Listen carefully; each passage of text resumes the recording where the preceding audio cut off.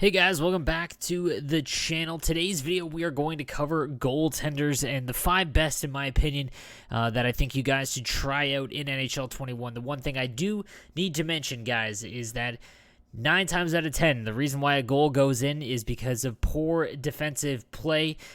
So a goaltender, while it can help you out, it's not going to be your saving grace. There are goaltenders, I think, that play a little bit better, but for the most part, it is going to be almost all on your defense, and I'm going to have a video that will walk you through the best ways to play defense in NHL 21, but today we're going to go over the 5 best goaltenders, in my opinion, based on stats, personal experience, and just all-around builds. So let's get into the goaltenders for NHL 21 that I recommend. We're going to kick things off with the 82 Carter Hart.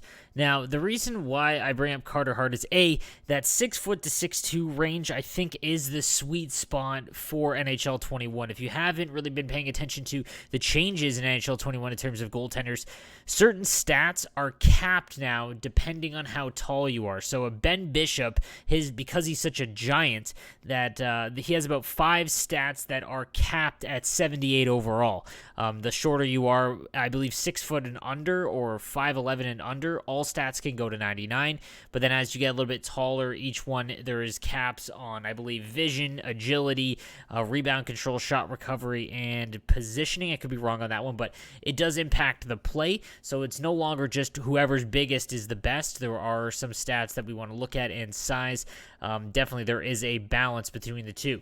Now, the reason why Carter Hart, I believe, is better than the majority of the lesser-rated goaltenders is because of his aggression stat. It looks like they've figured out that the low aggression was what everyone went after in NHL 20 because aggression is not a stat, it is a tendency. The lower aggression, the further back in the net they'll play, which helps out with one-timers. The further back in your net, it helps them get across left and right, and it really helped with those cross-ice one-timers in NHL 20.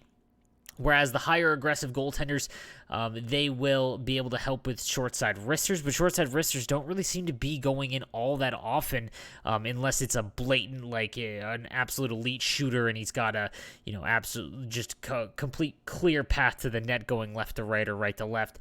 The one thing I will say is that in the goaltenders that I have tried, with the high aggressiveness, those are the ones that come out on breakaways, and it's really easy to beat with a forehand, backhand goal. So the lower aggression goaltenders will stay in their net and help you out a little bit more with that. That's why Carter Hart checks in at number 5 for me. Coming in at number 4 is what I have not tried yet, but the Henrik Lundqvist is built almost perfectly. I'm really excited because I am going to try out this card, but 75 aggression is by far lower than almost all of the higher-end goaltenders in NHL 21 so far. He's 6'1", so right in that perfect range, and he's pretty high-rated when you consider that the highest-rated goaltender is only 88 in this game.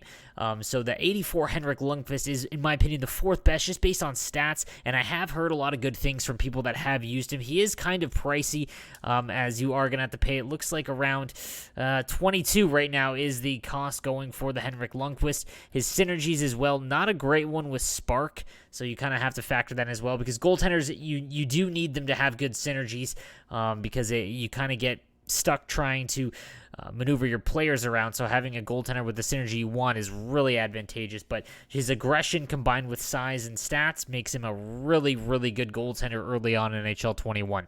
Next up is the 86 Andrei Vasilevskiy, 6'3", 216. Great size, a little bit taller than you want. Like I said, 6'2" is kind of that perfect sweet spot, but at 86, he's rated really high. All of his stats are fantastic, and he has the distributor synergy. I've used him, and he's played really well for me so far. However, the other 2 guys on this list have played a little bit better for me personally. Aggression, again, above 90 is super high, so on breakaways and things like that is now people are starting to understand the breakaway move where you go forehand and then backhand, just kind of ram it in. With someone who's really aggressive like this, it's very easy to do that move, so you've got to control him on breakaways. But he's played really well for me so far and has that distributor synergy. Following him is the 86 Carey Price. This has been the second best goaltender that I have used so far. He has been fantastic, and which is nice to see because he is one of the best goaltenders. Well, above average goaltenders, but again, the aggression at 91, he has played better for me than Vasilevskiy has. The only problem is that he's got balanced as his synergy, so just not a really good synergy to have when you're trying to activate them early on. But he has played fantastic and definitely worth the price early on. He's been lights out for me, and there's only one other guy that I've used that's been better than him. And that would be the 85 Martin Brodeur, 6'2", with distributor at 85 overall. He has been absolutely electric for me in rivals and in squad battles.